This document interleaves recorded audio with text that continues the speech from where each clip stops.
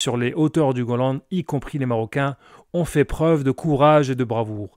Des ingrédients qui ont aidé la Syrie, l'Égypte et la Jordanie à retrouver une partie de l'honneur qu'ils avaient perdu dans la guerre de 1967.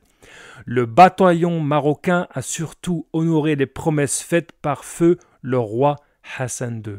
Et je terminerai par cela, évidemment, la rumeur auquel Hassan II aurait trahi les pays arabes lors de la première guerre, donc pendant la guerre des 6 jours, est évidemment fausse, puisque celle-ci a été éditée par un journal nommé Ediot, un journal extrémiste, sioniste, qui avait pour but de lancer cette rumeur afin d'utiliser cet argument de division entre l'Algérie et le Maroc. Malheureusement, les médias algériens avaient repris l'information quand tous les pays arabes avaient déniché cette fake news à l'époque. Et nous avons également Shlomo Gavitch, un ancien agent du Mossad qui avait été trahi, selon lui, par ces juifs marocains au sein même d'Israël et avait forcément une haine envers le royaume du Maroc. Il ne comprenait pas pourquoi le Maroc avait combattu son pays. C'est ainsi qu'après 17 ans, voire 19 ans après le décès du roi feu Hassan II, il a rétabli une nouvelle fois cette rumeur. Évidemment, le fait est qu'il y ait des réseaux sociaux, des médias connectés, cela a ajouté et a amplifié cette fake news. Évidemment, lorsqu'on pose la question à ce fameux journal israélien Ediot et à ce Shlomo Gavitch retraité de 94 ans, pourquoi ne pas avoir fourni les preuves citées? Malheureusement, ils n'ont pu fournir ni preuves audio, ni vidéo, ni archives sur la soi-disant trahison des écoutes de l'hôtel de Casablanca. On fait vite un rapport avec l'affaire Ben Barka, sauf qu'un homme est bien plus utile vivant que mort. Je rappelle que l'affaire Ben Barka, à Paris, De Gaulle avait déjà retiré ce qu'on appelle la DGSI. Je vous souhaite une bonne soirée et faites très attention aux rumeurs. Nous sommes dans une époque d'idiocratie et il est vraiment dommage que des gens aujourd'hui puissent croire que tous les pays arabes se sont fait piéger et écouter par les services secrets israéliens dans un hôtel à Casablanca. Je vous cite. Cette réunion avait pour but de parler d'un plan pour la Palestine. C'est-à-dire que cette réunion des pays arabes au Maroc, à Casablanca, était dictée depuis des mois, était programmée depuis des mois.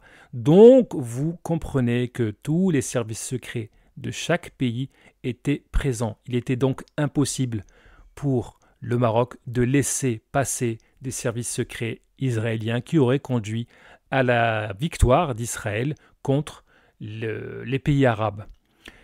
Les pays arabes n'étaient tout simplement pas prêts technologiquement et n'étaient pas tous unis. Beaucoup de pays arabes, je ne citerai pas lesquels, étaient absents.